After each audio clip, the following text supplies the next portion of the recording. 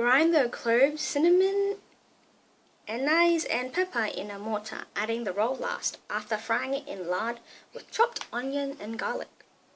Next, combine this mixture with wine and blend well. While she was grinding the spices, Chencha tried in vain to capture Tita's interest, but as much as he exaggerated the events she had witnessed in the plaza, describing the bloody detail, the violent battles that had taken place in the village, Tita showed no more than a flicker of interest. Oh my god, I just realized that because of the wing, I just look like I'm constantly seducing you. Like, I'm just like, oh, seduction. I'm so sorry. Today, she couldn't keep her mind on anything other than the emotions she had just experienced. Whoa! Okay, that works as well. Whoopsies, oh, the pages just fall out. Okay, anyway. Today, she couldn't keep her mind on anything other than the emotions she had just experienced. Besides, Tita knew perfectly well what Chencha was up to with these stories, since she wasn't a girl to be frightened by the stories of La Llorona, the witch who sucks little children's blood, or the boogeyman, or other scary stories.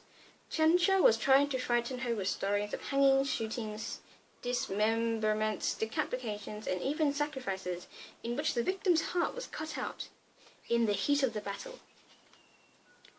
On some other occasion, she might have enjoyed getting carried away by Chencha's ridiculous story and wound up believing her lies.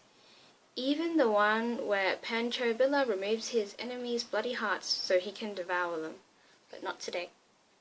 Pedro's look had revived her faith in his love for her. For months she'd been tormented by the thought that Pedro had lied to her on his wedding day, that he told her he loved her just so she wouldn't suffer, or that as time went on, he really had grown to love Rosaura. These doubts started when he suddenly, inexplicably stopped raving about her cooking. Crushed, Tita took elaborate pains to cook better meals each day. In despair at night, after she had concocted a little section of bread, of course, she would invent new recipes, hoping to repair the connection that flowed between them through the food she prepared.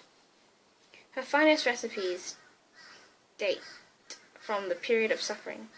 Just as a poet plays with words, Tita juggled ingredients and quantities at will, obtaining phenomenal results, and all for nothing.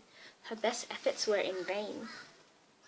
She couldn't drag a single word of appreciation out of Pedro's mouth.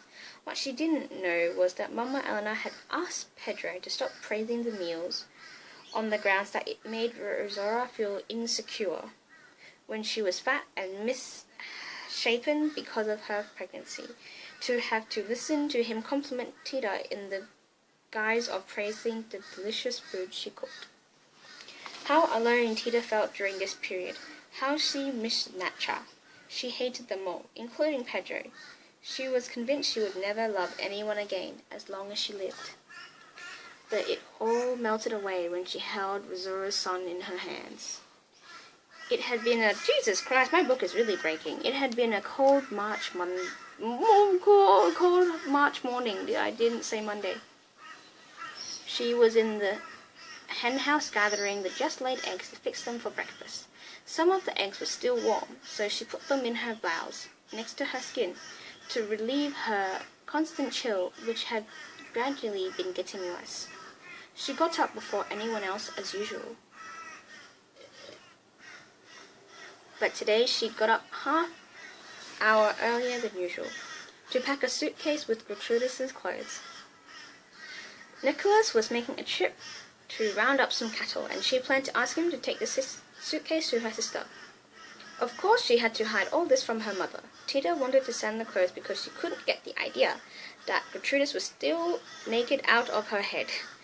No, not, of course, because of her sister's work in the border town brothel, rather because Tita knew she hadn't taken any clothes with her. She thrust at Nicholas the suitcase of clothes and an envelope bearing the address of the den where he might find Gertrudis, and she went back to her chores. Soon she heard Pedro getting the carriage ready.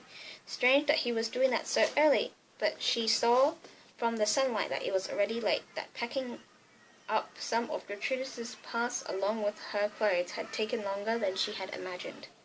It hadn't been easy to fit into the suitcase the day the three of them made their first communion.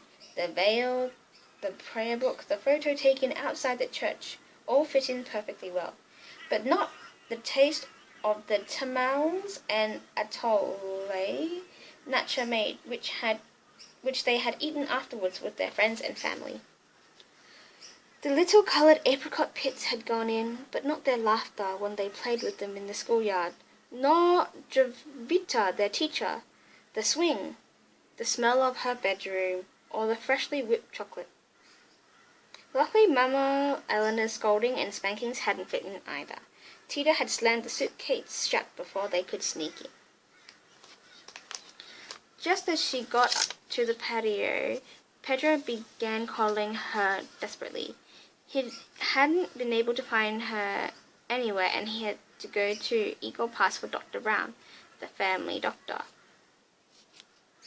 Rosaura had felt the first pains of labor. Pedro asked Tita to please take care of her while he was gone. Tita was the only one who could do it. No one else was left in the house. Mama, Eleanor, and Chencha had gone to the market to buy supplies for the baby, who was due any minute. They didn't want to lack any of the things that are indispensable at such a time. They hadn't been able to go earlier because it had been too dangerous after the federal troops had occupied the village.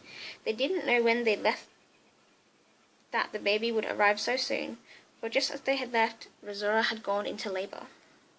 Tita had no choice but to go to her sister's bedside, hoping it wouldn't be for long. She didn't have the least interest in seeing the little boy, girl, whatever. She hadn't anticipated Pedro getting captured by the Federals and summarily detained from getting the doctor, or Mama Eleanor and Chencha being unable to return because of the shooting breakout in the village that forced them to take refuge with the Lobos. So it turned out that she was the only one present at the birth of her nephew. She alone. In the hours she spent by her sister's side, she learned more than in all the years she studied in the village school.